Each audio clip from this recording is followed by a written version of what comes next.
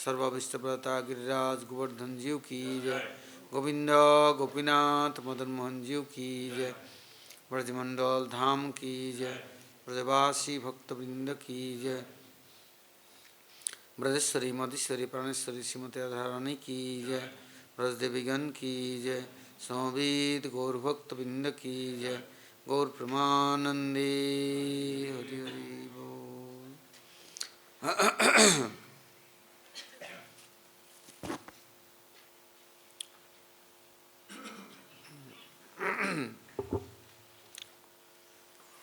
हम लोग ये वृंदावन धाम में अहेतु की कृपा गुरुवर्गों की कि किस तरह से आकर के यहाँ पर आश्रय प्राप्त किया। तो आश्रय जातीय विग्रह भगवान के अत्यंत प्रिय है। जो लोग जिम्मेदारी लेते हैं, सबका आश्रय देते हैं और उनके कल्याण के लिए सोचते हैं, ऐसे समात्मा सुदुर्लभ हो। ऐसे महान आत्मा बड़े दुर्लभ है। केवल 2 प्राणी या 3 प्राणी या 1 प्राणी उनका जिम्मेदारी लेने पर भी हम उनका कल्याण नहीं कर सकते। किंतु अपना ही कल्याण नहीं कर सकते, दूसरे का क्या। और जो लोग आश्रय विग्रह कैसे है, किसी जीव को आश्रय प्रदान करके उनको विषय वस्तु भगवान के सेवा में समर्पण कर देते हैं और उनको योग्यता अधिकार देते हैं। ऐसे आश्रय विग्रह जो वैष्णव जन भक्तजन उनके गुणगान कीर्तन श्रवण करने से उनके प्रति श्रद्धा उदित होने पर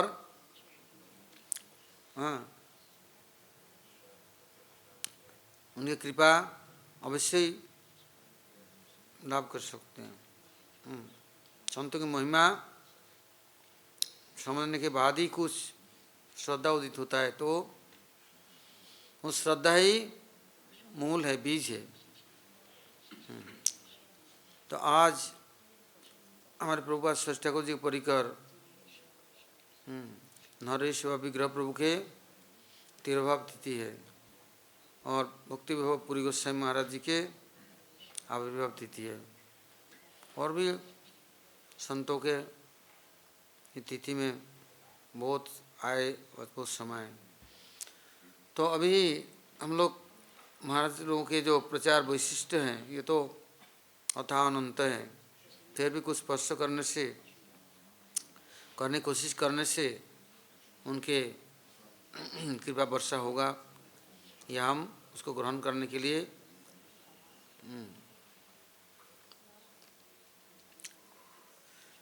सामर्थ्य प्राप्त करेंगे। तो अभी महाराज जी भक्तिदेव पुरी गोस्वामी महाराज जी उड़ीसा प्रदेश के गंजाम जिले में आविर्भूत हुए। ये लोग उनके पिता माता या परिवार सभी रामानुज संप्रदाय के वो लोग दीक्षित थे। तो रामानुज संप्रदाय के ये दीक्षा के समय अपने गुरु आदेश दे देते हैं, भक्त सेवा ही साधन के एकमात्र सिद्धि के उपाय है और कोई उपाय नहीं है। भक्त प्रसन्न हो गए तो भगवान प्रसन्न हो गए। इसलिए सभी भगवान के संतान हैं। उन लोगों के आत्मकल्याण के लिए अवश्य चेष्टा करना चाहिए, उनकी सेवा करना चाहिए। जीवों को घृणा, उपेक्षा, अनादर, अवज्ञा, अवहेला करना ये एक तरह से प्रभु की अवहेलना है। इसलिए जीवे सम्मान देवे जाने कृष्ण अधिष्ठान। सब जीवों को उपयुक्त यथायोग्य आदर सम्मान देना चाहिए। तो महाराज जी जब ग्रेजुएशन किया तो उस समय अंग्रेज जमाना ब्रिटिश। तो महाराज जी घर में से ही सोचते थे कैसे मैं सबरों की उपकार कर सकूं। परोपकार करना बहुत बड़ा धर्म है, कैसे करूं। तो उन्होंने सोचा मैं आयुर्वेद पढ़ूंगा और जीवों के लिए समस्त प्रकार औषधि की व्यवस्था करूंगा, तो इसमें जीव स्वस्थ सक्षम रहेंगे, हाँ, कमज़ोर नहीं होंगे, दुखी नहीं रहेंगे। महाराज जी ये सोच लेकर के महाराज जी ने वहाँ के एक वैद्यराज मधुसूदन शर्मा उनके पास आयुर्वेद पढ़ने गए। वो बहुत भारी वैद्य थे, बड़े योग्य, बहुत दूर दूर देश से सब उनके पास सीखने आते। तब उनके पास जब गए तो महाराज जी ने देखा ये तो संप्रदायी वैष्णव घर के बच्चे हैं। तो उन्होंने उनको सिखाना तो शुरू किया। देखा संस्कृत का भी पंडित है और सब भाषा के अंदर बहुत ज्ञान है और सीखने की जानने की इच्छा है। तो उन्होंने इधर तो आयुर्वेद की जो विद्या है उस पढ़ाने लगे, सिखाने लगे। साथ साथ में उन्होंने प्रभुपाद श्रेष्ठ ठाकुर जी के मधुसूदन शर्मा आश्रित शिष्य थे। उन्होंने प्रभुपाद जी के बारे में उनको सुनाने लग गए, उनकी महिमा। उन्होंने उनको समझाया, देखो ये शरीर की सेवा ही सब कुछ नहीं है, ये परम धर्म और परोपकार नहीं है। जीव आत्मज्ञान को खो बैठे, भूल गए आत्मा को, परमात्मा को। और चमड़ी और दमड़ी को कितना भी रिपेयर करो, कितना भी सिलाई करो और पालिश मालिश करो, ये तो चिरकाल किसी के साथ रहे नहीं, किसी के सगे नहीं है। 4 दिन की चांदनी फिर अंधेरी रात। अबे बड़ा चहल पहल, दहल महल, टहल, कितना दबदबा रबरबा, और 2 दिन के बाद में हवा निकल गया तो हाय राम, जय राम सीताराम नहीं। तो अब उस समय तो हैयारे दैयारे सारे रोने पिटने लग जाते। और अपन भी शरीर को छोड़ करके अपने कर्म को अनुযাयी कौन से जोनि में जाएंगे, कौन से वायुमंडल में भ्रमण करेंगे, कहाँ जाएंगे अता पता तो है नहीं। कहाँ से तो आए, कहाँ जाएंगे अता पता नहीं। इसलिए ये आयुर्वेद सीख करके, वैद्यगिरी करके, औषधि देके, ये चमड़ी और दमड़ी को थोड़ा रिपेयर करके, टूटे फूटे को जोड़ जाड़ करके किसी तरह से कर लोगे। किंतु शुक्राचार्य मृत संजीवनी और अमृत वो विशल्यकरणी सब विद्या जानते थे। फिर भी असुरों को स्वस्थ करने के बाद में भी शांति नहीं है। मार काट लड़ाई दंगा, फुर्सत नहीं है, आपस में भी और दूसरे में शांति नहीं है कभी।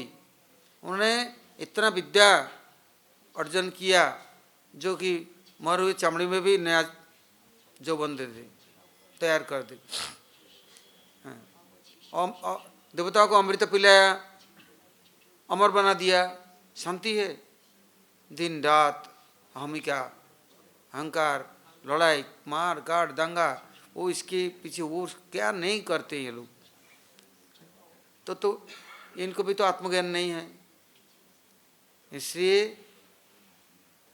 यदि भगवान के प्रिय पार्षद परिकर प्रभुपाद के साथ यदि संबंध हुआ, उनका आश्रय लिया, उनसे उनके कृपा प्राप्त किया, तो प्रार्थनिष्ठ मानिनो, परमात्मा के प्रति आसक्ति होगा, ममता होगा, आत्मज्ञान लाभ करोगे। क्योंकि आत्मविद्या इतना आसान नहीं है। जब तक आत्मानुभवी नहीं है तो आत्मविद्या दे नहीं सकता। जड़ विद्या दे सकते हैं भले ही, कि तो आत्मविद्या ने आत्मज्ञान नहीं दे सकता। तो मोह के कहाँ फंसे हुए हैं, तो कैसे देगा? इसलिए हाँ तुम चलो। हाँ, तो महाराज जी उस समय मधुसूदन शर्मा के साथ नवद्वीप धाम परिक्रमा ब्रज शुरू हो रहा था। हर साल शर्मा जी आते थे वैद्यराज। किस समय बैस पूजा में, रथ यात्रा में और गौर पूर्णिमा, बड़े बड़े तिथि त्योहार में जाते थे। और भक्तों का कैसे शक्ति है, गुरु कृपा धारण करने का उनके अंदर इतना सामर्थ्य है, शक्ति है, वो उसके द्वारा सब जीवों को आकर्षण करके सदगुरु के चरणों में नौछावर करते हैं। तो जाते समय बहुत जीवों को, भक्तों को लेके वो प्रभुपाद जी के पास आए। उस समय प्रभुपाद सच ठाकुर हरिकथा अनर्गल और मंदाकिनी के स्रोत की तरह प्रवाहमान था। वो कभी बंद नहीं होता कि अभी विश्राम कर रहे हैं, अभी कहीं बंद हो, ऐसा नहीं। सुखदेव गोस्वामी की तरह 24 घंटा चल रहा है। हैं, प्रभुपाद का ऐसा नहीं था, एक भी व्यक्ति यदि सामने हुआ तो भी हरिकथा कीर्तन करेंगे और अनर्गल। तो इन्होंने देखा कि इसमें तो मंदाकिनी में स्नान करना, अभिषिक्त होना बड़े भाग्य की बात है। और वो नवद्वीप पर 9 दिन 9 रात्रि नवद्वीप धाम का परिक्रमा होता है। फिर गौड़मंडल परिक्रमा 40 दिन की होता है, ब्रजमंडल की तरह बहुत परिधि नित्यानंद धाम से लेके हैं, और सब परिक्रमा होता है। तो उस बार भाग्य से वो धाम परिक्रमा भी मौजूद था, तो उन्होंने धाम परिक्रमा की और प्रभुपाद जी के निकट प्रार्थना किया। तो प्रभुपाद जी ने पहले हरिनाम दी, हाँ, और उनसे पूछा, हाँ, तुम्हारा अंदर जो श्रद्धा है ये एकमात्र मूल्य है। अतः पराविद्या के अधिष्ठात्री देवी हैं, साक्षात भगवती हैं, कौन है? श्रीमती धरणी। हाँ, तो उनके चरणाश्रय करना है और भक्तों के चरित्र का सदा कीर्तन करना है। तो उस समय प्रभुपाद जी के पास से घर आए थे, फिर उनका मन नहीं लगा, तुरंत लौट के गए, जाकर के आश्रय लिया। वो भी कब? एकदम लास्ट, प्रभुपाद जी सन 36 में, हाँ, एकदम लास्ट में आकर के उनका आश्रय लिया। तब प्रभुपाद जी ने उनको बतलाया, जाओ साक्षात, हाँ, तुम सब प्रभुपाद तो सबको आप करते, आप और प्रचार के लिए जाओ और भागवत का, हाँ, जो कथा है उनका अनुसरण करो और कीर्तन करो और सबको, हाँ, भागवत का संदेश बांटो। तो उन्हें सबसे पहले नवद्वीप धाम के अंतर्गत, हाँ, समुद्रगढ़ी, नादन घाट, वहाँ, हाँ, नंदग्राम, वहाँ स्थान का नाम है पैरीनगर, नकुल ब्रह्मचारी का श्रीपाठ, वहाँ उन्होंने सबसे पहले भागवत सप्ताह का, हाँ, अधिवेशन किया। उसमें सारे स्मार्त ब्राह्मण, बहुत ब्राह्मणों का बस्ती, वो नाम ही है भट्टाचार्य जी पड़ा, हाँ, और इतना वो लोग स्मार्तक पंचभाषक कट्टर, तो वहाँ भागवत सप्ताह शुरू किया। ये भी संस्कृत के महाविद्वान पंडित, जब भागवत सप्ताह शुरू किया, 7 दिन भागवत पाठ हुआ। तो लास्ट दिन में सब लोग मिल करके क्या किया, एक अधिवेशन किया संत सम्मेलनी, चारों तरफ से सब संतों को बुलाया भागवत के निर्यात सार श्रवण करने के लिए।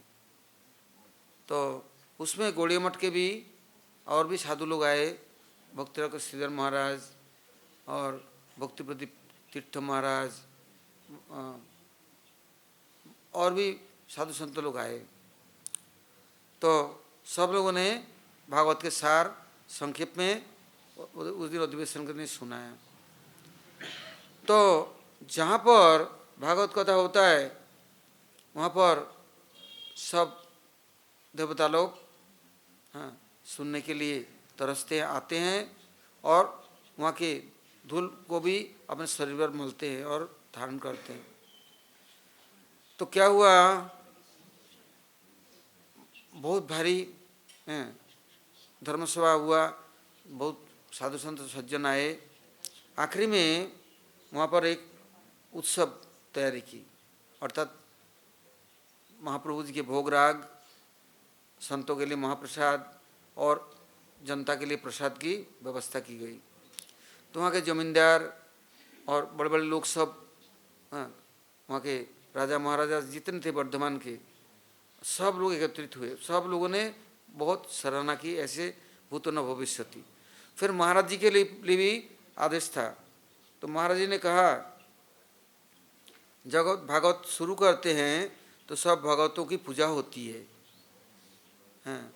द्वादश महाजनों की पूजा आराधना, उनके बाद प्रार्थना करके गुरु परंपरा, आचार्य पंचक, भीष्म, जितने परम गुरु महाजन हैं सबको पूजा होती है और उनके बाद प्रार्थना होता है।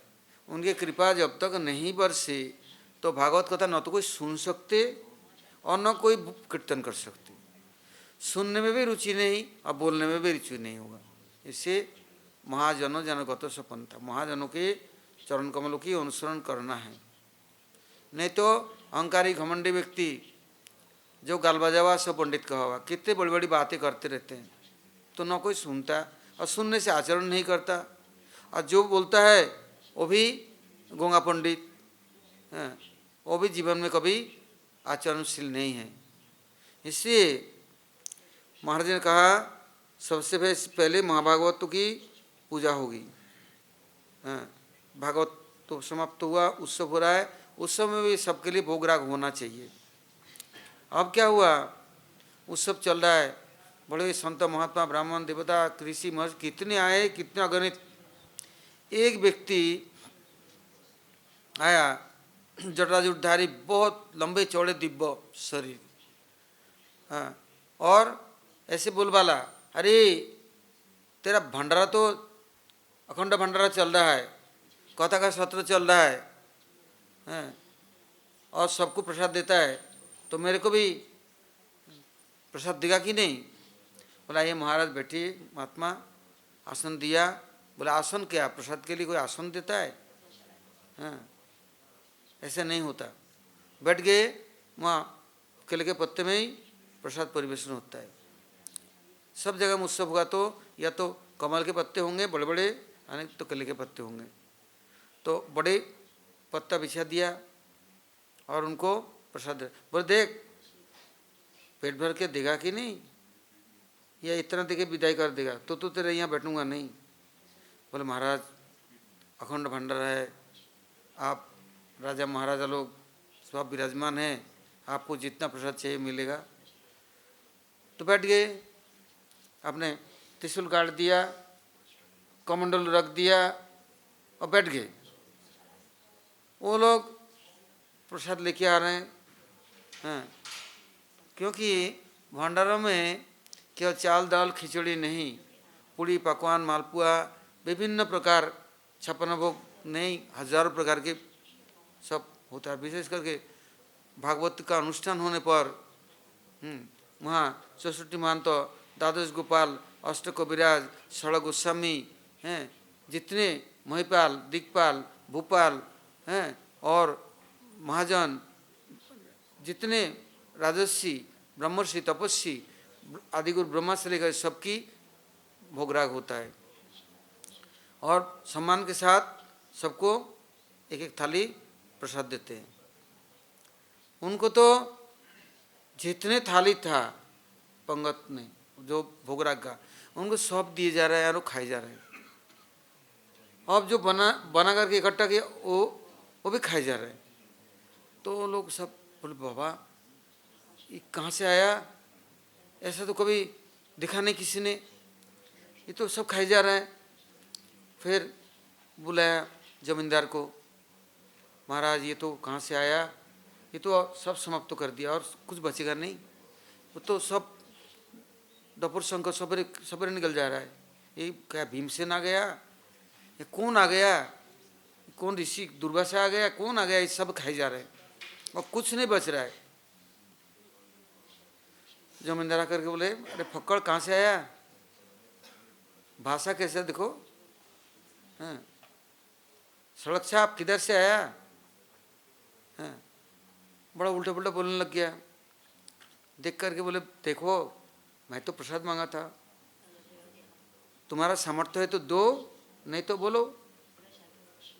तुमने बोला प्रसाद दूंगा, अब मैं बैठा हूँ, अभी तो सबका प्रसाद आया नहीं। बोले किसका प्रसाद नहीं आया, बोला आपका प्रसाद तो आया नहीं है। बोले बाप का आपका क्या होता है, इतना तो भर लिया, अभी गड्ढे भरे नहीं, उल्टा पुल्टा बोलने लग गया। बोले इसी के लिए तो बैठा हूँ, जब तक आपकी कृपा नहीं हो, सबकी कृपा तो लेना है, तो अब आपका जो संपत्ति है दे दो, भोजन करके चला जाऊंगा। बोले उठ चल तेरे जैसे 36 घूमते, बड़ा उल्टा पुल्टा बोलने लग गया। बोले देख इतना घमंडी मत कर, अहंकारी रावण नहीं बन, ले तेरे ले सब। मुँह से निकाल रहा है, पूड़ी निकाल करके रख दिया, कचौड़ी निकाल दिया, मालपुए रख दिए, जितना खाया कि नहीं, जब तक परिवेशन किया सब निकाल कर रख दी, तभी होश संभाले नहीं। अरे कोई ऐसे भी तो होए कि इतना खाए पिए अंदर से सबरे निकाल कर रख रहे, कैसे कोई तांत्रिक मांत्रिक होगा, कोई जादू तंत्र जानने वाला होगा कोई, ऐसे कोई क्या मतलब है। और जबकि 7 दिन भागवत में केवल भक्तों की महिमा ही कीर्तन हुआ, किंतु वो कानों में से सुनाई, अंदर नहीं जाता, तो दूसरे कान से निकाल दी, अंदर में एक बूंद भी नहीं गया। अब तो और खा करके चल दिया, थोड़ा चला तो वो उड़ान भरी, कहाँ चला गया कोई पता ही नहीं, सबके सामने, और सब सामान धर की धरे पड़े गए।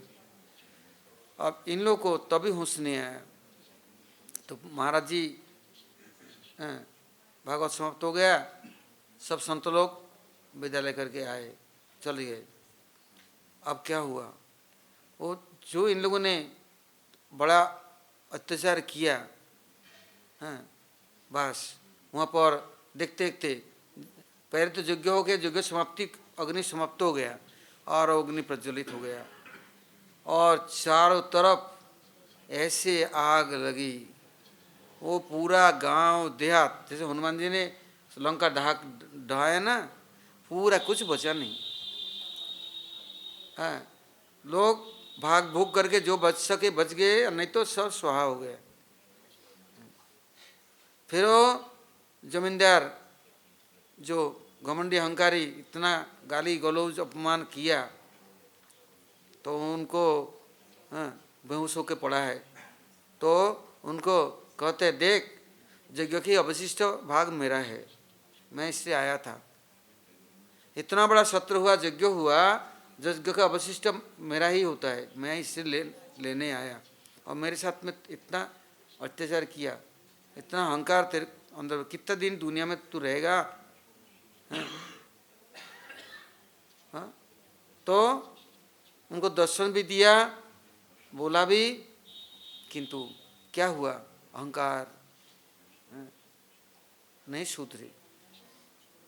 बस धीरे धीरे करके सब साफ हो गया, कुछ बचा नहीं है एकदम।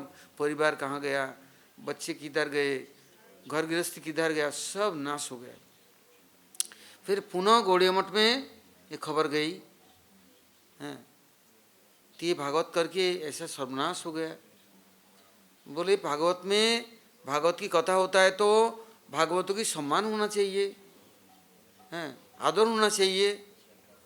जहाँ नालायक है, समझदार नहीं है, गलती करता है तो क्षमा होता है। और सब कुछ जानने सुनने के बाद में यदि आज प्रहलाद महाराज आ गए, यदि आज जनक महाराज आ गए, यदि आज स्वयं इस भोलेनाथ शिव ठाकुर आए, यज्ञ का अवशिष्ट उनका होता है, वो आए और उनको तुम बैठाया, प्रसाद दोगे, तुम्हारे अंदर इतना अहंकार, इतना तिरस्कार है। अब तो रुद्र है, वो तो सर्वनाश करके छोड़ दिया। जब से वो वीरान हो गया स्थान, बाद में अभी तो वहाँ बड़ा शिव जी का मंदिर बनाया, खुश करने के लिए, प्रसन्न करने के लिए, बाद में बहुत कुछ करा, किंतु एक बार सर्वनाश की घड़ी सर पर ले ली तो क्या होए। तो इसलिए जहाँ पर संतों की आदर नहीं है, हैं, वहाँ पर कितना भी बड़े बड़े विद्वान और पंडित हुए हैं तो उनका खैर नहीं है। तब बतलाया हरिदास ठाकुर किसी के प्रति कभी विरोध नहीं करते, कीर्तन करते, सड़क में चल जाते, जहाँ बैठते वहाँ भी खड़ी कीर्तन करते। और रामचंद्र खान को सहन नहीं हुआ, उसके पीछे लग गए, उनके पीछे वैसे भेज दी, पतित करो इसको। क्यों लोग उसकी पूजा करते हैं, सम्मान करता है, मैं राजा हूँ मेरा नहीं मानता है। करते करते करते करते कितना कोशिश कर ली, कुछ कर नहीं पाए। जिसको भेजे वही उनका अपना हो जाए। और फिर जब नित्यानंद प्रभु आए, बोले अरे आप तो ग्वाले की पूजा करते हैं, ये मंदिर देवी मंडप में आपका स्थान नहीं है, वो गौशाला में जाओ, वहाँ आपका जगह है। नहीं तो अच्छा ये मेरा जगह नहीं है, यहाँ हरि कीर्तन के लिए जगह नहीं है, मृत्यों के लिए है।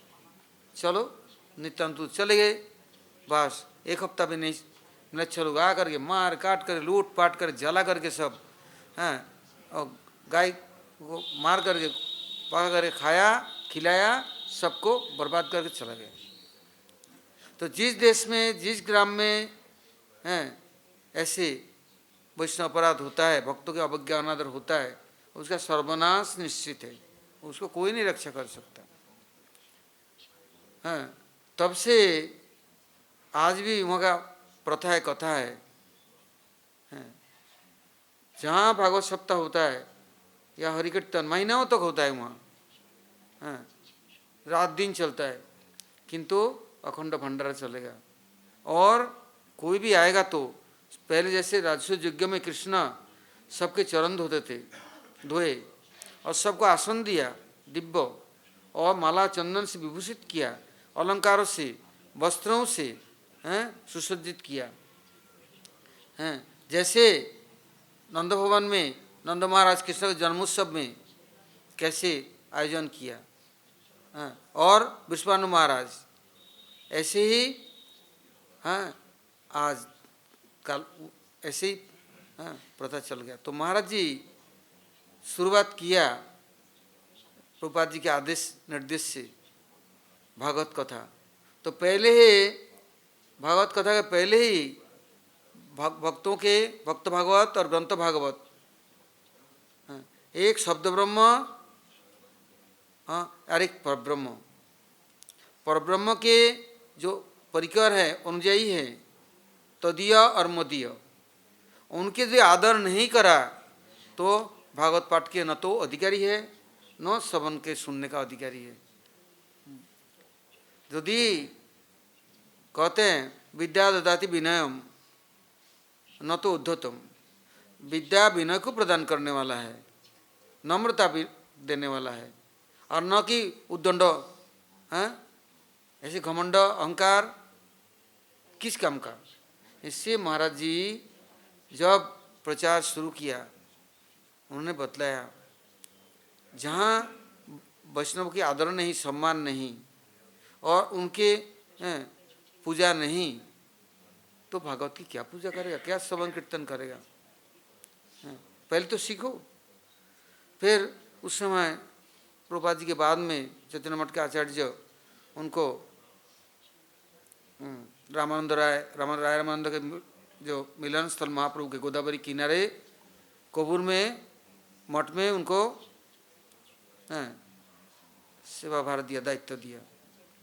वहाँ उन्होंने तेलुगु भाषा चलता है, संस्कृत तो महाराज पंडित है ही है, हिंदी, बंगाली, उड़िया, सब अंग्रेजी। तो वहाँ उन्होंने इतना प्रचार किया और सारे लोग महाप्रभु की महिमा सुने समझे और बहुत सुंदर आश्रम का परिवेश हो गया। फिर कुछ दिन बाद उनको माद्रास गौड़ीय मठ की सेवा भार दी, वहाँ भी रहे, प्रचार करते रहे और समय समय पर उनको पूरा भारतवर्ष में उनको प्रचार के लिए, कथा कीर्तन के लिए, क्योंकि उन्होंने चैतन्य मठ के आचार्य और कैसे आचार्य उपासना होता है, भक्तों की आराधना कैसे होता है, खुद जीवन में करते थे तो और सबको शिक्षा देते थे। आचार्य होकर के भी अपने शिष्यों को शिक्षा नहीं दे पाया, लेकिन महाराज जी ने सबको आचार्य उपासना कैसे होता है सुस्त रूप से उनको तैयार किया। इसके लिए उनके प्रति सब आकर्षित थे, सब उनको अपना गुरुवत सम्मान करते और इतना प्रभावशाली हो गए। तो कलियुग है, प्रभुपाद जी की इच्छा थी कि सब लोग यहाँ नहीं, सारा देश विदेश सब जगह प्रचार होना चाहिए।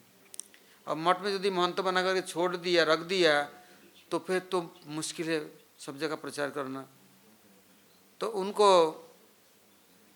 मठ के जो आचार्य देव थे, आचार्य देव बोले, हाँ अब तो बहुत अनुयायी हो गया, अब आपको प्रचार करने निकलना है। तो मठ के सेवाभार किसी को और दे दी और महाराज जी निकले। पहले गोदावरी के उस तरफ से इस तरफ आए, मतलब गोदावरी इतनी चौड़ी है, कम से कम तो चौड़ी 5 किलोमीटर से ऊपर होगा और बाढ़ आ गया तो बरसात के समय तो 10-20 किलोमीटर। ब्रिटिश ने सबसे बड़ा पुलिया वहीं बांधा, एक इधर एक रेलवे स्टेशन राजमंदिरी, उधर कोबूर। इतना बड़ा ब्रिज से तो कोई है ही नहीं।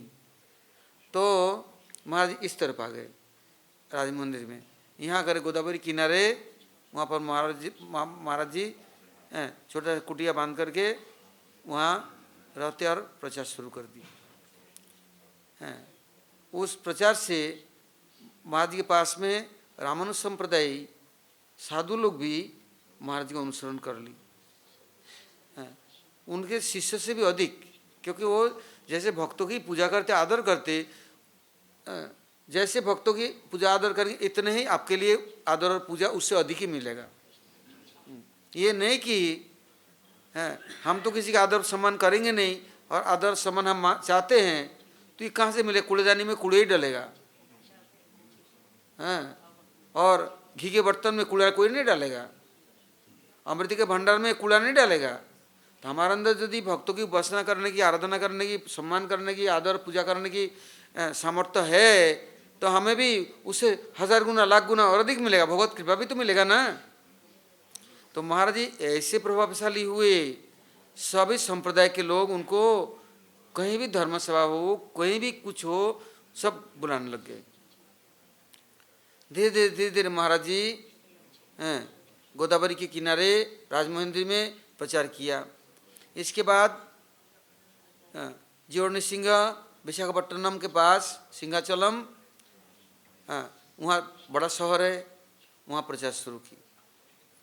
तो वहाँ पर जब प्रचार शुरू किया, एकदम मेन शहर में ही समुद्र किनारे महाराज जी को वहाँ के समस्त जमींदार, राय साहेब, बड़े बड़े लोग बोले महाराज आप एक आश्रम बनाओ, हम लोग के शिक्षा केंद्र, हम लोग अज्ञ मूर्ख है, इतना दूर तो सब समय चल नहीं सकते, कम से कम आप रहेंगे, आएंगे, जाएंगे तो हमारा कल्याण होगा।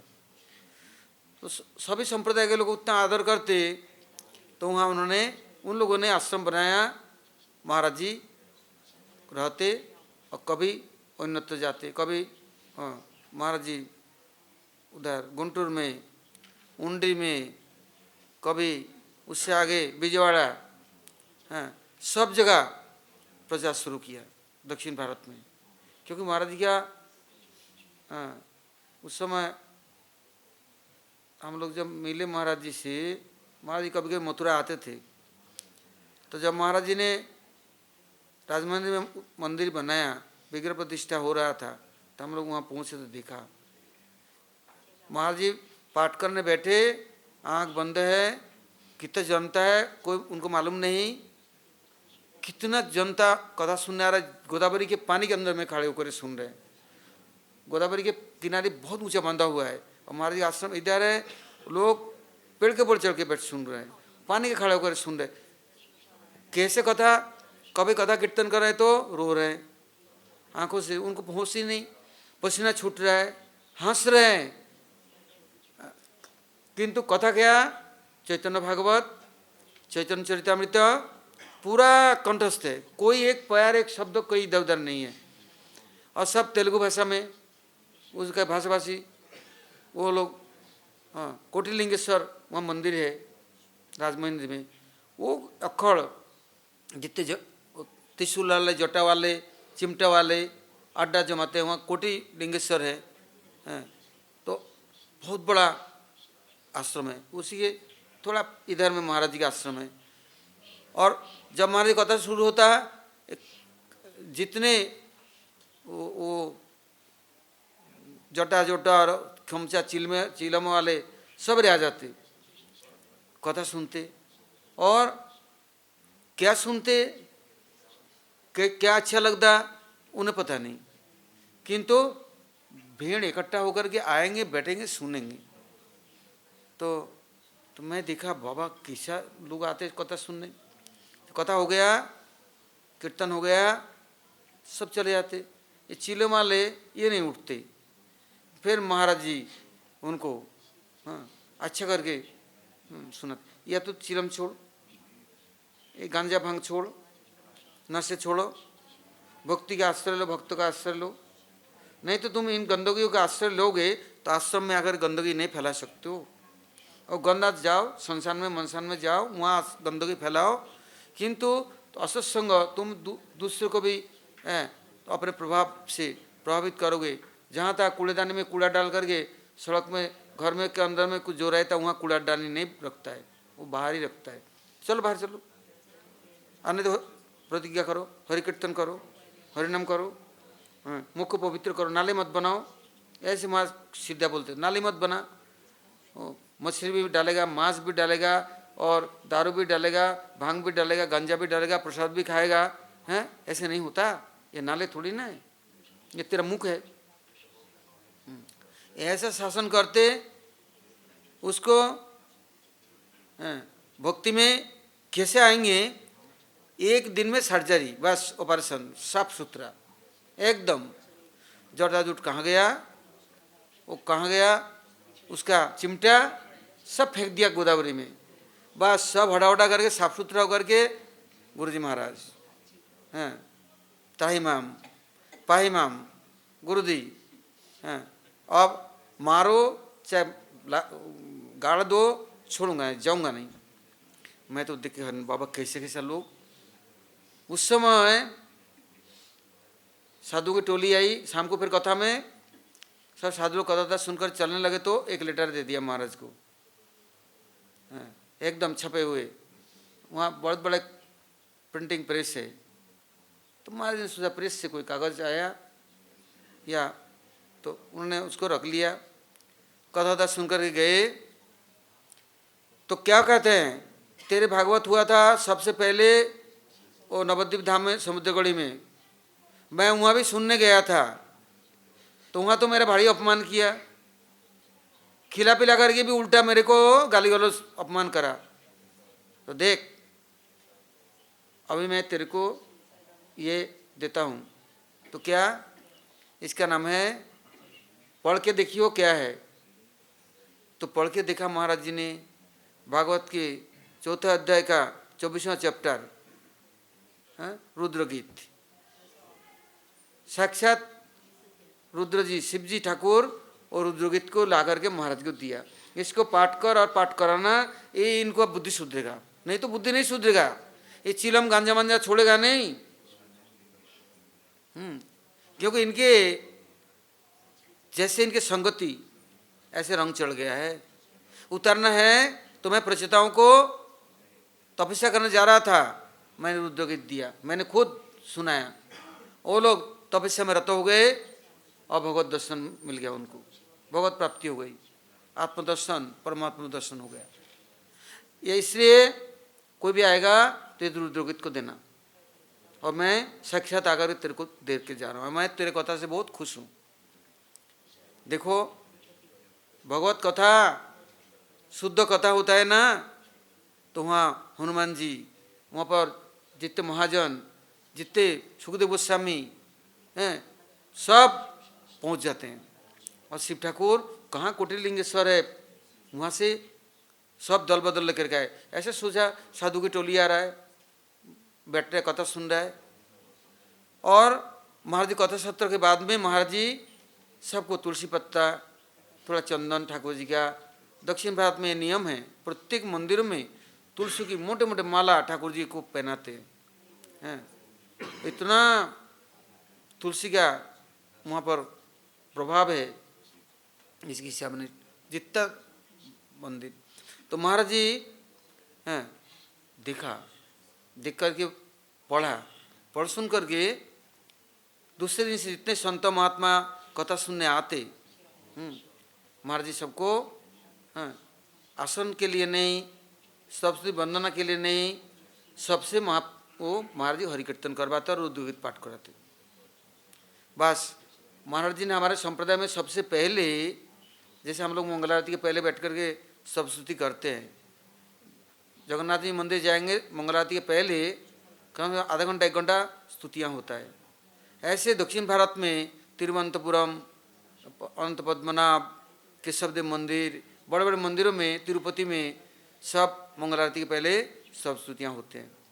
तो महाराज जी ने सबसे पहले सब संस्कृत के जितना स्तव स्तुति महाप्रभु के लिए, कृष्ण के लिए, राधा रानी के लिए और गुरु के लिए, वैष्णव के लिए, भागवत के लिए, पुराणों के लिए, उपपुराण, उपनिषद, महाराज जी ने कितना स्तुति संग्रह करके जितने आश्रित जन सबको सिखाया।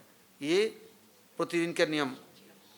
फिर रुद्र गीत, बस इसका प्रभाव क्या हुआ, महाराज जी कितने तो शिष्य हुए, कितने अनुयायी बने, कितने तो मठ मंदिर बने हैं। तो मेरा भाग्य था, कभी कभी कबूर में मंदिर बना, गीता मंदिर कितना बड़ा, तो मैं वहाँ भी महीना 1.5 महीना 2 महीना था। कभी राज मंदिर में था, पुरी में गुंडीचा मंदिर के पीछे मंदिर बना, वहाँ भी भाग्य था, तो वहाँ भी मैं करीब महीना भर था, तो महीना से ज़्यादा। बालेश्वर बाराबाटी में भक्तुन ठाकुर जी नामहट्ट, वहाँ उनको मिला। वहाँ संबलपुर, गंजाम, उड़ीसा में तो कोई ऐसी जगह नहीं है कि जहाँ उनका आश्रम नहीं है। फिर विशाखापट्टनम में, उंडी में, विजयवाड़ा, सब जगह में बहुत आश्रम मंदिर बना। किंतु लास्ट में जब मायापुर में इस्कॉन के प्रभुपाद की समाधि का उद्घाटन होगा तो उनको बुलाया। प्रभुपाद के साथ उनका बहुत घनिष्ठता थी, तो उनको बुलाया, तो उन्होंने अपने हाथ से उनका अभिषेक, जो कुछ करना है, उद्घाटन सब कुछ किया। और उनको स्वामी जी महाराज जी ने आदेश दिए, अनुरोध भी किया था बहुत बार, आपको प्रचार में जाना चाहिए देश विदेश में। उन्होंने भक्त रखकर श्रीधर महाराज जी को बोले आप केवल घंटी बजाएंगे यहाँ बैठ बैठ करके? बोले हाँ, मैं छोटी घंटे बजाता हूँ, आप बड़ी घंटे बजाते हैं। आप देश विदेश में घंटी बजा रहे हैं, मैं एक जगह बैठ के बजाता हूँ।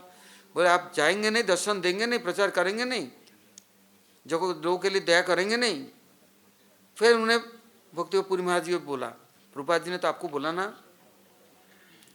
कि, और आपने बचपन से ही सोचा जीवों के प्रति दया करना चाहिए, परोपकार करना चाहिए, हैं? तो अब फिर महाराज जी वृद्ध अवस्था में फिर शुरू किया यात्रा। हाँ, वो कोई ऐसा देश नहीं महाराज जी ने छोड़ा, सर्वत्र गए एकदम। और उम्र भी भगवान ने बहुत दिन दिया था, बहुत लंबी उम्र है। तो जब मथुरा आते थे हमारे मठ में ठहरते थे 15 दिन 1 महीना, क्योंकि उस समय कोई गौड़ी मठ पर था नहीं, मथुरा में भी नहीं था, वृंदावन बहुत कम। एक चैतन्य गौड़ी मठ था और एक प्रभुपाद सरस्वती ठाकुर जी का एक मठ था किशोरपुरा में, हाँ बस ये 2 ही। और तो फिर महाराज जी बोले वृंदावन में कुछ आश्रम होना चाहिए। हमारा उस समय रूप सनातन मिल चुका था।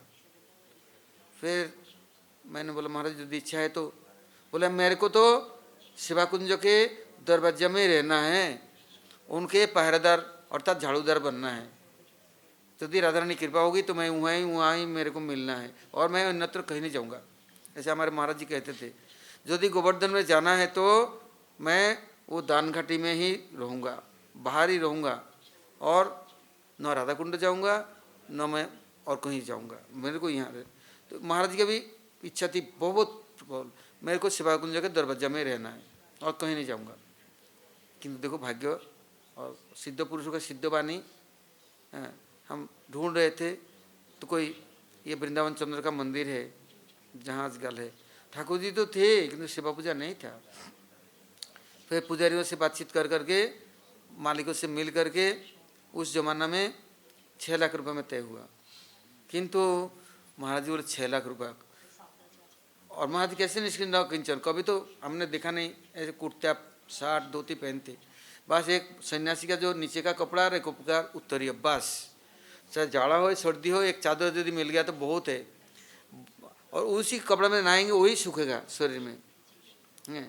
और भोजन क्या है, 1 मुट्ठी चावल और 1 गिलास मट्ठा, थोड़ा नमक, बस।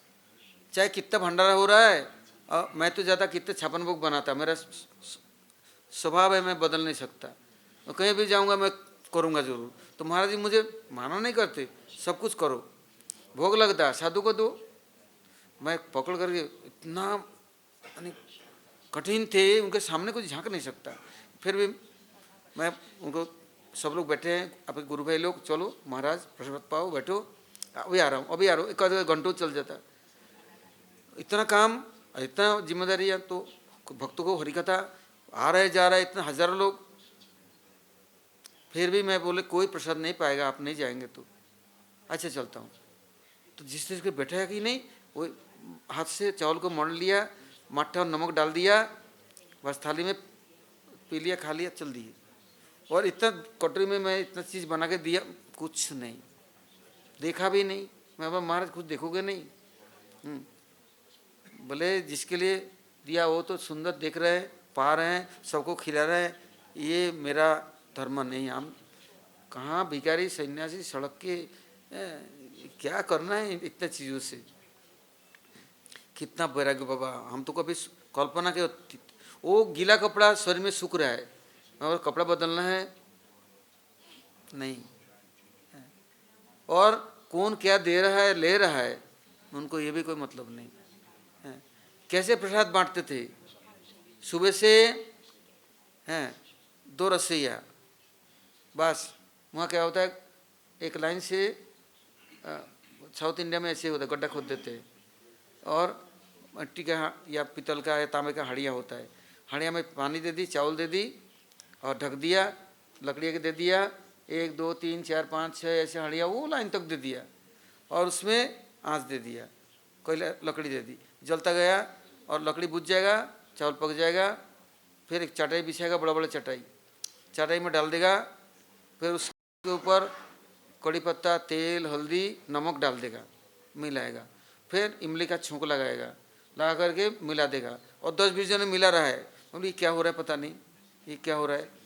फिर वो पत्ता ले आया उसका, पलाश का नहीं तो कमल का, बस ये क्या बना, पुलिहरा, नमकीन खट्टा हैं, और मिर्ची भी है उसमें, पैकेट बन रहा है, बस यही प्रसाद है, यही बट रहा है। यदि भाग्यशाली है तो थोड़ा नारियल दे देता है ऊपर से, और नहीं तो चना के दाल या उड़द के दाल भुने हुए थोड़ा दे देते हैं उसके ऊपर। उसी के लिए लाइन कितने 5-5 हज़ार लोग गोदावरी में स्नान करने आते गोस्पत तीर्थ में, वो प्रसाद गिरी, कितना लाइन लगता है और कितना सम्मान है, कितना आदर है। वो तिरुपति में भी गया, देखा वही यही प्रसाद होता है वहाँ हैं। वहाँ श्रीरंगम में गया तो दिखा, वहाँ गया अनंत पद्मनाभ में, वहाँ एक चीज़ और मिलता है, विशेष तिथि में पोंगल बनता है।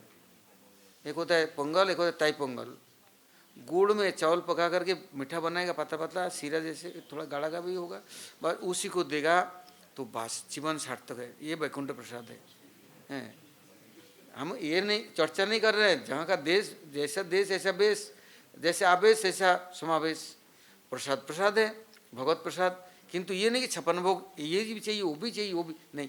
वो जो पुलिहरा और खा लो, जितना खा लो आपका कभी तबीयत खराब नहीं होगा, इतना खट्टा है। किंतु यहाँ तो खट्टा छू नहीं सकता, वहाँ तो उसके बिना। और फिर क्या देगा, एक गिलास चारू पानी या रसम, पानी पानी, इमली छोंक डाला नमक देके, और कुछ नहीं, मिर्ची थोड़ा सा दो एक दे दी, हरी मिर्च जाने तो एक टुकड़ा काशी फल के टुकड़े या बैगुन के एक टुकड़े 2 टुकड़े तैरेगा केवल, और एक गिलास पिएगा। वाह कितना खुश। आज यदि मट्ठा मिल गया ना पतला नमक देके, ओ ये तो अमृत मिल गया है। मैं तो देख देख कर कैसा है। किंतु लोग श्रद्धा कितने हैं। सब मंदिर आएगा तो एक नारियल लाएगा, तो उसका नाम है कब्बरकाई है।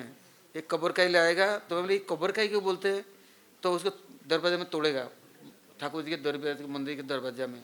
आधा ठाकुर जी को देगा, उसमें आरती करके दे देगा, आधा घर ले जाएगा। तो मेरे को आगे देता पकड़ता, मैं मंदिर के पुजारी और नया मंदिर बना है गीता भवन, तो नारियल देता, तो मैं क्या करता, पर्दा लगा देता।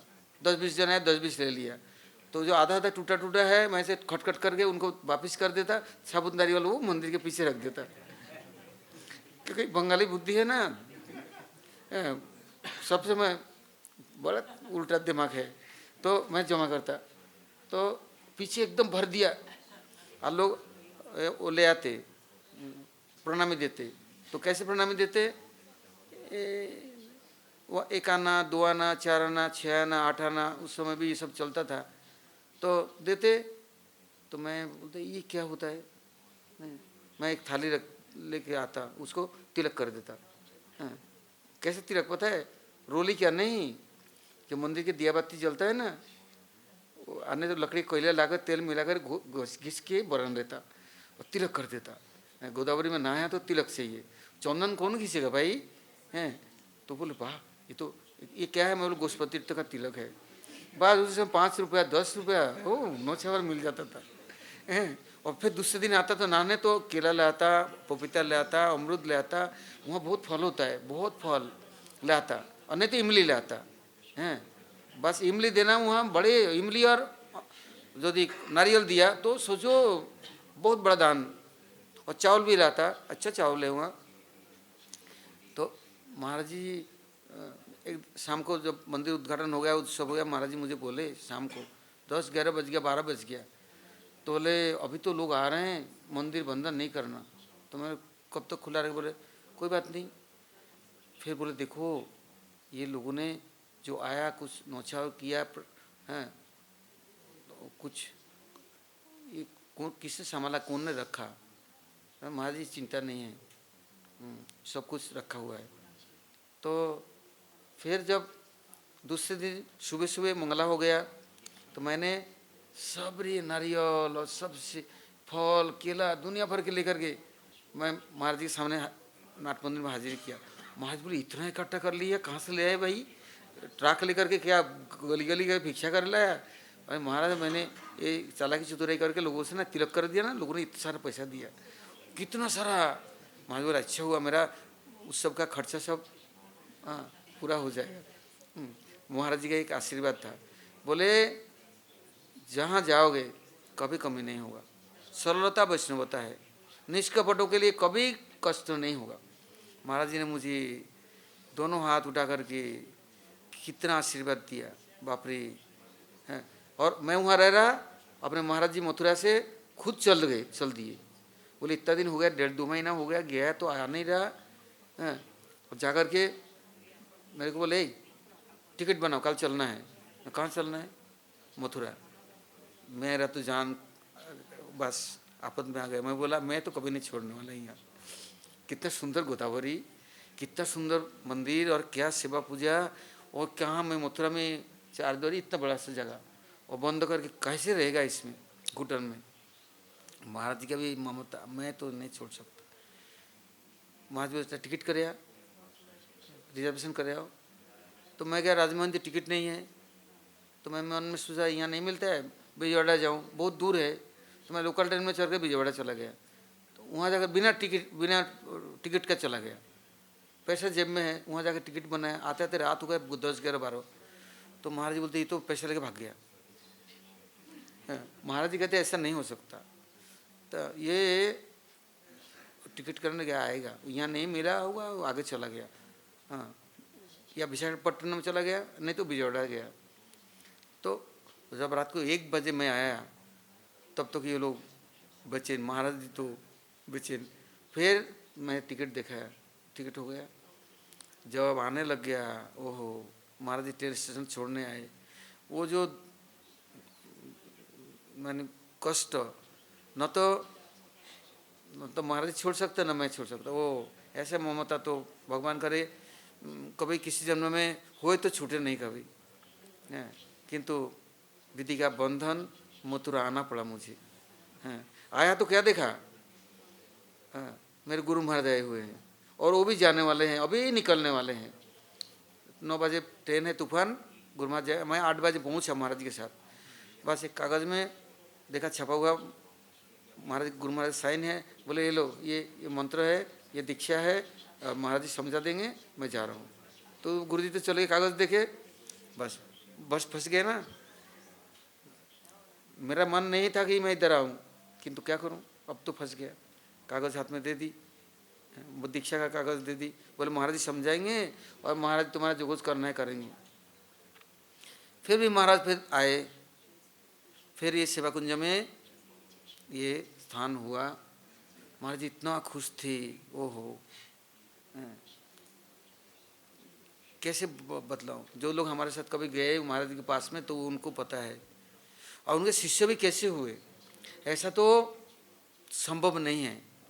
महाराज जी कितना शासन करते, फिर भी सुबह सुबह महाराज जी के चरणों का अभिषेक करना, आरती उतारना, सब शिष्य लोग चरणामृत लेना, महाराज जी चंदन देना, माला पहनाना, हाँ, और भोग राग करके तब शिष्य लोग जाते मंदिर में अर्चन करने। प्रतिदिन की नियम। बाबा ऐसा तो साक्षात हमने देखा नहीं कभी। हम अपने महाराज जी को तो आरती क्या है, एक पास में जा नहीं सकते हैं। उनका जन्मदिन भी आया पालन करेंगे, ये नहीं, इतना संभव नहीं है। मेरे गुरु महाराज भाग जाते कोई, यदि सुना कि उनका जन्मदिन को पालन करेगा। कैलेंडर में तो लिखते ही नहीं थे, लिखने देते नहीं। और जो जन्मदिन आ गया ना, 2-3 दिन पहले कब कहाँ चले गए पता ही नहीं, और मिलते ही नहीं। किंतु महाराज जी इतना दयालु थे, हैं, उन लोगों को सेवा दिया। तो मैं बीच बीच में जाता था, तब भी बहाना बना करके कुछ इधर उधर की उल्टा पुल्टा, कुछ लोगों को दक्षिण भारत घुमाना है, कुछ लोगों को कहीं ले जाना है, तो चल जाता है महाराज से मिलने। किंतु जो हरिकथा और जो ममता, हरिकथा बहुत हो सकता है किंतु हृदय स्पर्शी नहीं है। क्यों? उन लोगों का भगवान से प्रेम नहीं, तो क्या हृदय स्पर्शी होगा। सेवा में कितना दिन नौकिंचन, उनके इतना गुरु भाई प्रभुपाद जी के शिष्य आनंद प्रभु, आनंद लीलामय प्रभु, जिनकी समाधि लाल पत्थर वाले मंदिर में ही आखिरी उनका समाधि हुआ, अभी भी है समाधि। एक से एक कृष्ण बलराम स्वामी हैं, वो आनंद लीलामय प्रभु को ही आखिरी में रखा। कितने प्रभुपाद जी शिष्य, नित्यानंद प्रभु, एक से एक महाराज जी के साथ सब लोग। और मंदिर में देखो ठाकुर जी के लिए रस्सी बन रहा है, भोग राग हो रहा है, तो मैं रस्सी से बनाया, तैयारी की कर दी, और भोग लगा ले जाऊंगा थाली में सजा करके कटोरी में। इतना बिगड़ जाते हैं प्रभुपाद जी के शिष्य सब, किसके लिए बनाया, चलो सब ले चलो, एक भी नहीं छोड़ते। कितना बड़ा बड़ा हाड़िया खीर, कितना खिचड़ी या दाल चावल सब मंदिर जाएगा। इतना आसान नहीं है कि यहाँ इतना ले जाओगे थोड़े थोड़े, नहीं हो सकता। बाबा मैं बोला इतना वजन तो हमारे पास। बोले जगन्नाथ जी में क्या होता है, बोलो जगन्नाथ जी में क्या होता है। वो लोग सब जगन्नाथ जी के तो थे, उड़ीसा के ही, और पांडा ब्राह्मण बड़े बड़े पंडित सब। तो जगन्नाथ जी में जो चीज़ जगन्नाथ मंदिर में भोग में नहीं जाएगा उसको गड्ढा खोद के गाड़ दिया जाएगा, किसी को खाने भी नहीं देंगे और न छूने देंगे। बाबा हम तो हैरान, इतना बड़ा बड़ा भंडारा, इतना हजार हजार लोग, जो बनेगा सबरे मंदिर जाएगा, हाड़िया समेत। मैं बोले काला है महिला है, बोले जगन्नाथ सब ग्रहण करते हैं। चलो अब हमारे तो इतना ताकत नहीं है, और वो बलवान पहलवान दक्षिण के लोग हैं। तब ऐसे ही अर्चन अभिषेक ठाकुर जी का गोदावरी का जल आएगा कलश में, जितने ब्रह्मचारी सन्यासी भक्त सब जल ले आएंगे, सब अभिषेक करेंगे दीक्षित लोग हैं। चंदन लगेगा, तेल मालिश होगा। मैं वहाँ से ये सीखा, शयन आरती कैसे होगा, मंगल आरती कैसे होगा, मैं वहाँ से सब। रामानुज संप्रदाय के तो पहले ये लोग थे ही, बाद में प्रभुपाद जी दीक्षा के बाद में, किंतु प्रभुपाद जी के विचारों को एक ना चीज़ पालन करते जीवन में। ये नहीं कि सुन लिया हाँ मानूंगा नहीं, करूंगा अपने मन की, ऐसा नहीं। मैंने देखा है रोज दिन ठाकुर जी का, दक्षिण भारत में कोई भी ऐसा मंदिर में गया देखा, प्रत्येक दिन सुबह सुबह ठाकुर जी स्नान अभिषेक होगा। फिर मैं जब टूटा गोपीनाथ में देखा, एक दिन महाराज जी के साथ ही मंदिर उद्घाटन हुआ, तो नगर संगठन लगे हम लोग पहुँचे, भक्ति जीवन जनार्दन महाराज, अपने महाराज जी श्रोति महाराज, भक्ति पुरी महाराज, भक्ति ब्रह्मपुरी महाराज, उनके सीधे गुरु भाई नगर संगठन लेके गोपीनाथ पहुंचा। तो पुजारी उस समय ठाकुर जी तेल मालिश कर रहे थे गोपीनाथ का, और राधा रानी का, ललिता का, और इधर बलदेव प्रभु का। फिर अभिषेक होगा। किंतु क्या भाग्य था पता नहीं, पुजारी ने मुझे बोले चलो अंदर चलो, तो मेरे को तेल दे दिया लगाने के लिए। मैं बोला हे भगवान, हमने कभी सोचा भी नहीं, मन में कल्पना भी नहीं की ऐसा। तो फिर मैं, क्योंकि वो अकेला कर रहा था ना, मंदिर आ गया सब लोग खोलने वाला, और लोग जानते थे, परिचय तो था। फिर मैं जल्दी मालिश से, बोले जल्दी नहीं, बड़े कोमल अंग है कृष्ण का। भाई हमारा इतना बुद्धि उस समय था ही नहीं, हम तो सोचते झटपट झटपट करके जल्दी करके करो चलो, नहीं धीरे धीरे करो। फिर वो कैसे रुई में तेल में भिगोते हैं नारियल के, फिर रुई को उठा करके निचोड़ते हैं, फिर धीरे धीरे ठाकुर जी को पूरा श्रीअंग में लगाते हैं। फिर इसके बाद चंदन लगाते हैं, केसर कस्तूरी। बाबा कैसे ठाकुर जी की सेवा है, आत्मवत सेवा है, तभी तो भगवान प्रसन्न होंगे, प्रकट होंगे। दिव्य संदेश, दिव्य सेवा। हम तो क्या करते, उल्टा पुल्टा जो बने सो उबाल करके इधर उधर करके जैसे तैसे कर तोड़ जोड़ के रख देंगे, किंतु ऐसे नहीं। स्वामी प्रभुपाद जी ने भी इससे जब विदेश गए और सब जगह बोले तुम लोग भक्तों का खाना अलग बने, किंतु भगवान के लिए डिटीज के लिए किचन अलग हो रहेगा, और उनका रोज दिन अच्छे से अच्छा चीज़ बनेगा। एक समय वृंदावन में ठाकुर जी के रसोई में कचौड़ी बन रहा है देसी घी में। तो उस समय गेस्ट हाउस में दूसरे मंजिल में प्रभुपाद रहते थे। तो उस समय उनका सेविका एक जानकी थी, और एक आदित्य माता जी, और कोई लोग थे, सेवक भी थे। तो बोल रहे हैं वहाँ कचौड़ी हो रहा है ना। हाँ, तो हमारे उनके पास छोटे छोटे ठाकुर जी विग्रह गौर नहीं थे और राधा गोविंद था। तो बोले बुके ले लाओ। बोले गुरुजी हम लोग यहाँ बना लेंगे। बोले नहीं, लाओ जाओ। तो महाराज इतना जोर से, इतना आवाज़ भी बड़े कड़क, ऐसे नहीं कि गंभीर बोले, तो ओ लाना पड़ा उनको। बोले भोग लगाओ, भोग लगाया। बोले मेरे प्रसाद दो। बोले गुरु तो प्रभुपाद तबीयत खराब हो जाएगा। बोले अच्छा, तबीयत प्रसाद खाने से तबीयत खराब हो जाएगा, तुम्हारा तबीयत खराब हो जाएगा। वो सुनने वाला नहीं। ऐसे महाराज जी के मठों में भी सब तरह के ठाकुर जी के भोग राग, भक्तों के आदर, महाराज जी जाते थे कितना सम्मान करते महाराज, जबकि उनके गुरु भाई के शिष्य है। फिर भी जाने का भाड़ा टिकट करके आते समय कितना सामान साउथ के बांध के देना, और खुद आते तो कितना सामान ले आते।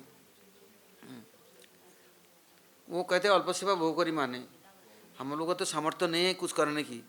कभी यदि उनको तो थोड़ा सा प्रणामी दे दिया ना। एक दिन कार्तिक महीना चल रहा था तो मेरे साथ ये हमारे कृष्णकारिण्य महाराज और 2-4 जने सब परिक्रमा चला गया। मैं उनके दर्शन करने गया सेवा कुंज में।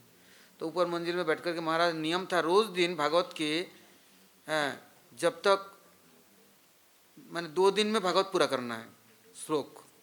तो एक दिन में सुबह से लेके मानो 6 अध्याय तक पाठ करना है, फिर दूसरे दिन 6 अध्याय पाठ करना है। तो कितना श्लोक है बताओ, है 13-13,500 श्लोक है। तो महाराज जी जब तक पाठ नहीं करेंगे तब तक आचमन अन्य करके कुछ ग्रहण नहीं करेंगे।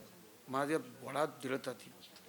तो पाठ कर रहे थे बैठे बैठे, मैं गया दंडवत की, बैठा थोड़ी देर, फिर मैंने थोड़ा सा प्रणामी हाथ में दिया कि नहीं, और तो उनका उस समय पाठ हो गया था। बालभोग आया और सेवक भी कैसे, बालभोग की जो थाली जाएगा ठाकुर जी के लिए वही थाली महाराज जी पास आएगा, राजभोग का भी आएगा और सब चीज़ तो जाएगा जाएगा, वो भोग आएगा। तो महाराज जी हमारे साथ 1-2 जने थे, अपने हाथ से उठा करके देने लगे। सेवक बोले ना हम दे रहे हैं। बोले नहीं पहले इन लोगों को दो, नहीं तो मैं पाऊंगा नहीं।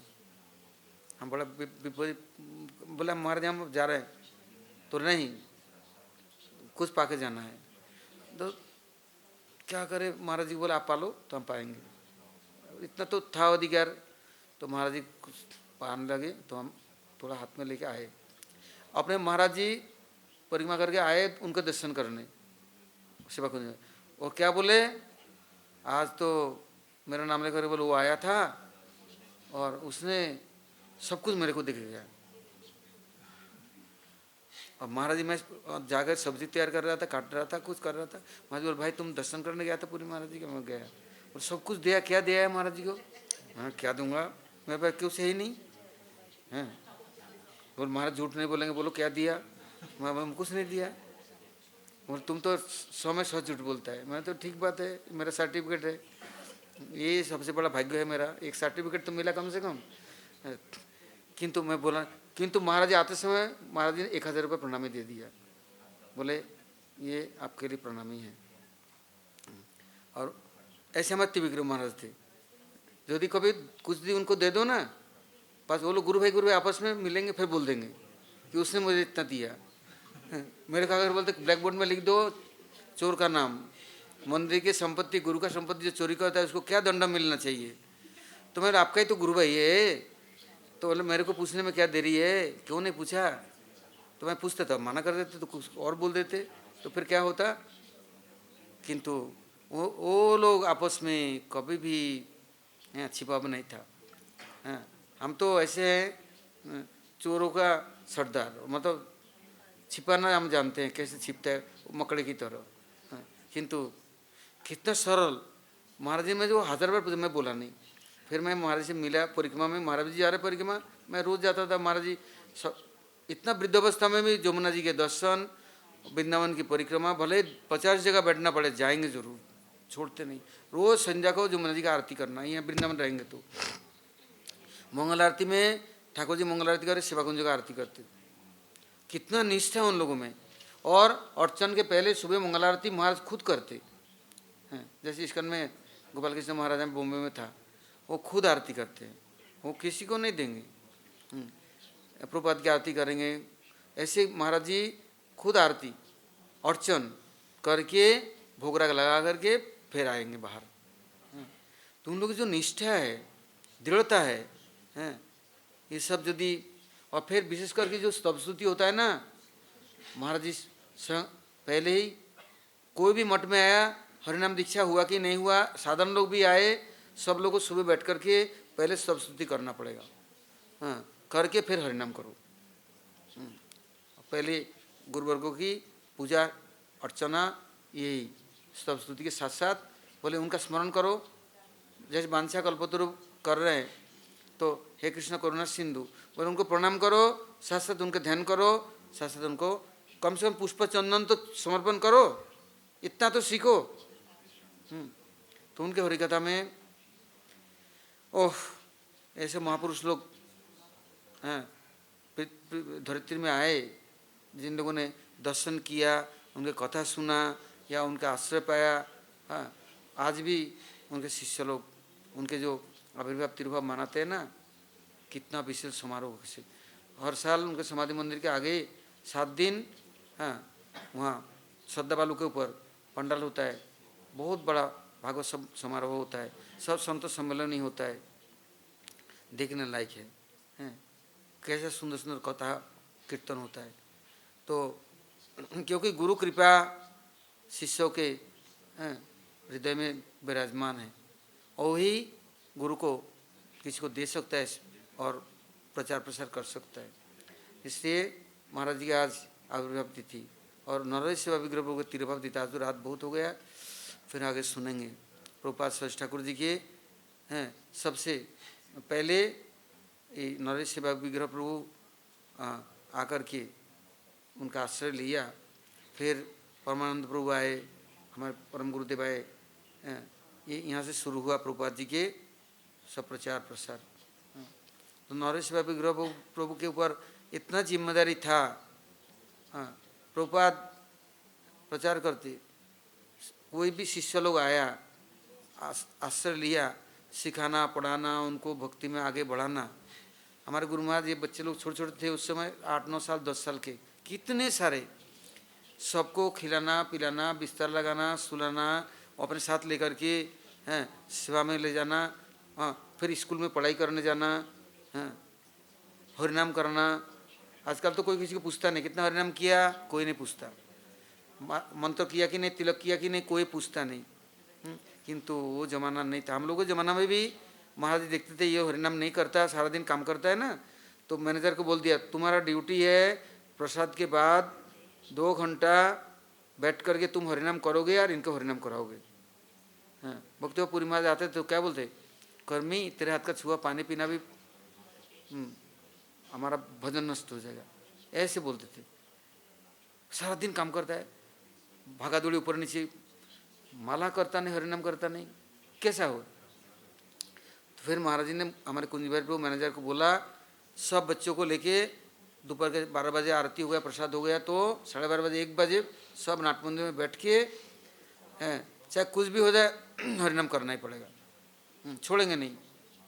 और फिर रात को जैसे अभी गौर आरती हुआ 1 घंटा तक वो ऐसे धीरे धीरे कीर्तन करते, थकान नहीं होगा, हाँ, और लगातार महामंत्र चलता, जिससे कि कुछ तो आदत पड़े, श्रद्धा तो होए, किंतु उन लोगों का अवदान वैशिष्ट है।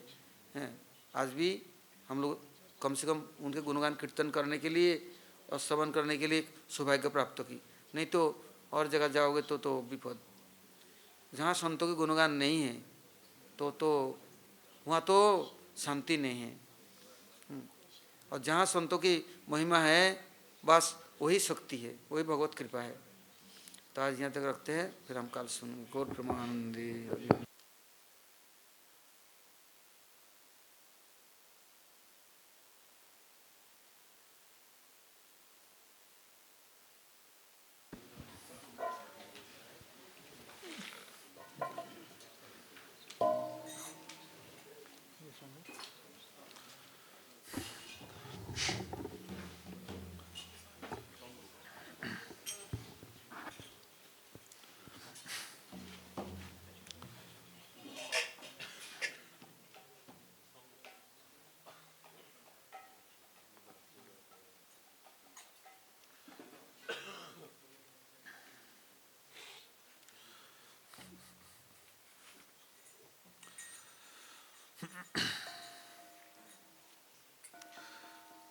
Takura Vaishnava Gana Koriye Nivedana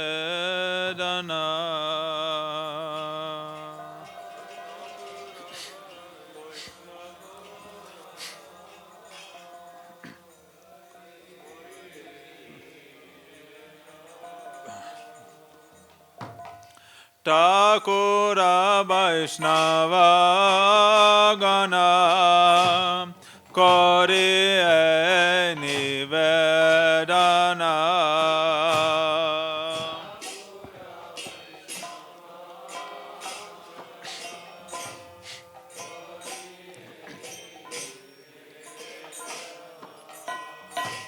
Mabaraya Dhamma Durachara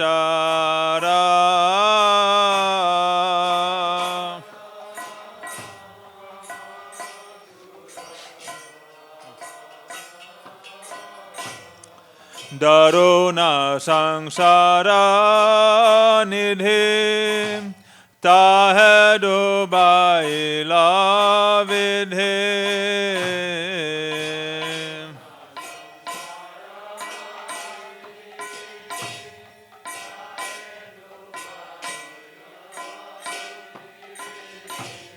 Keshe dhori more kara para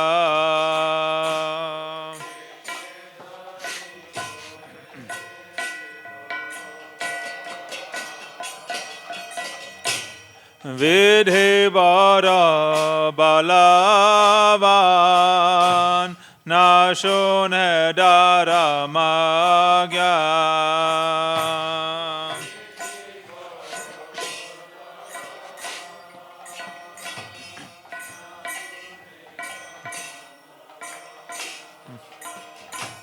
Vidhi bara balavan Nashone dara magyan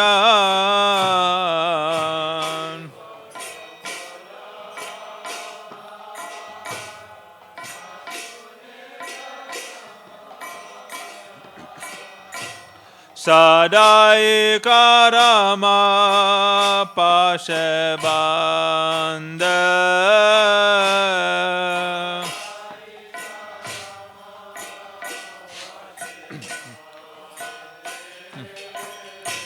Sadai karama pashe bande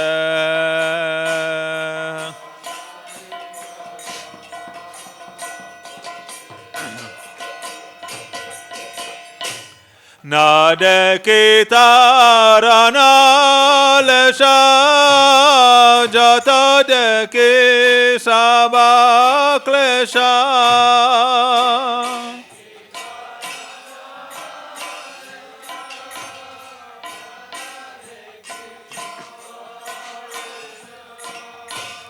Anata katare te kande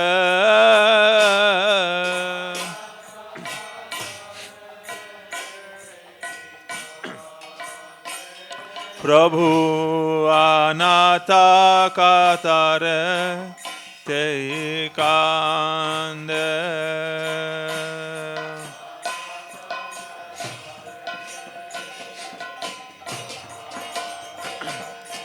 Kama krodha lobha moha madaya bimanasaha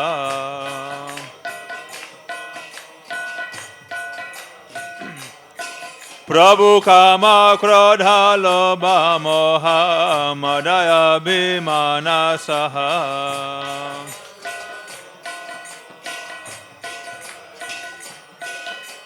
Apanaya panastane tane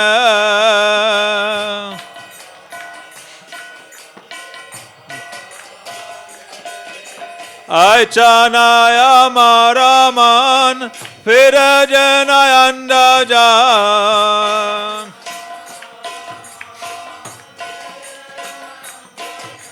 Aichanaya maraman Virajanayanda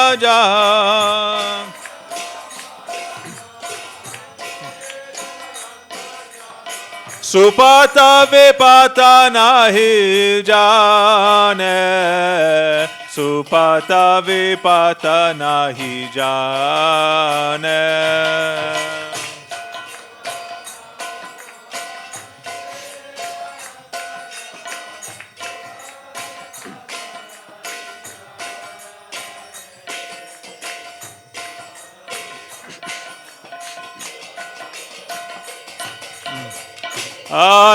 Analoino sata mata asate majila chitta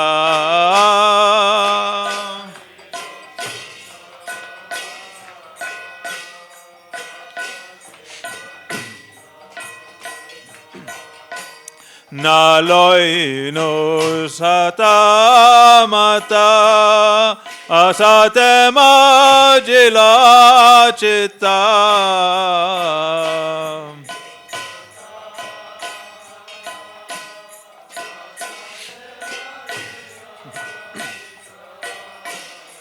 Tuya paya na karino yasha.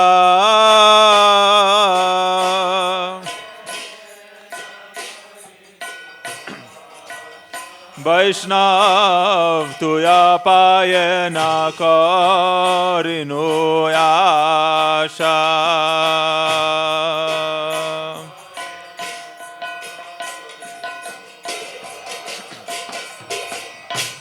Narottama dasa kaide kishuni laga bhai.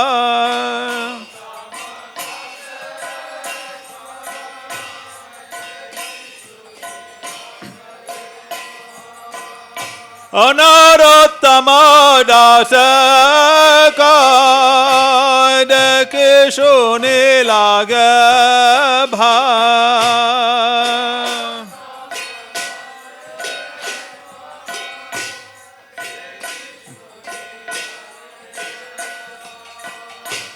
Tarai aloha nija pasha.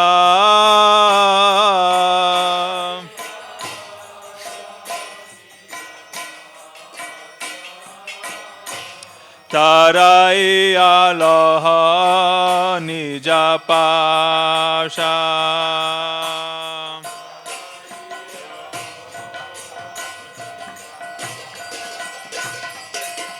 Atakura Vaishnava Gana Koriye Nivedana.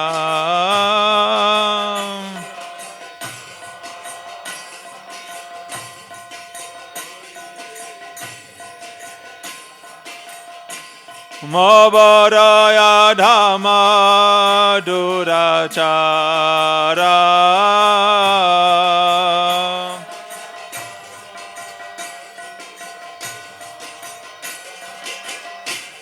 Daruna sangsara nidhe tahe Dubai la vidhe. Daruna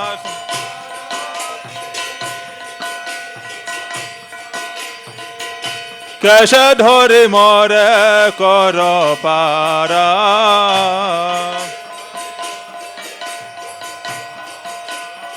O कैसे धोरी मोरे करो पारा.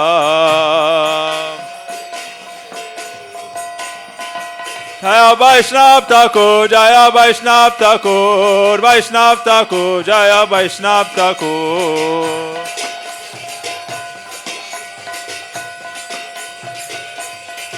Thakur Narottama, Thakur Narottama, Narottama, Thakur Narottama.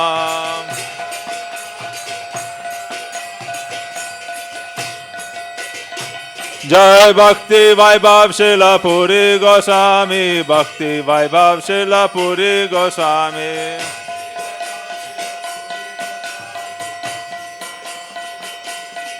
Jai Swaparshada Srila Prabhupada, Swaparshada Srila Prabhupada.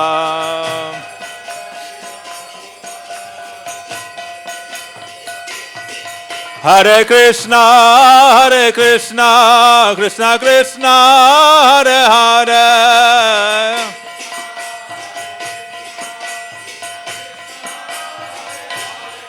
Hare Rama, Rama Rama, Hare Hare.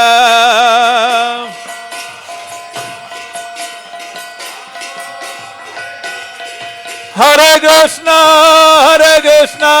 Krishna Krishna, Hare Hare. Hare Krishna.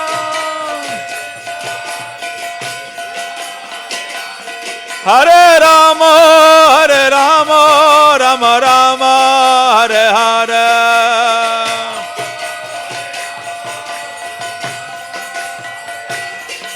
जय गुरुदेवा भक्त बांधव शिला गुरुदेवा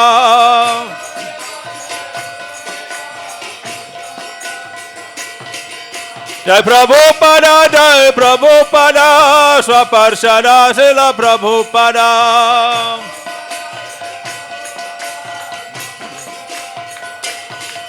जय राधा विनोद बिहारी राधा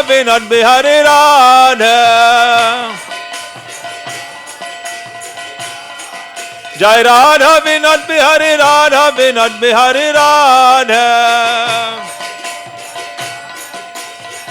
निताय गौर हरि बोल हरि बोल हरि बोल हरि बोल निताय गौर हरि बोल हरि बोल हरि बोल हरि बोल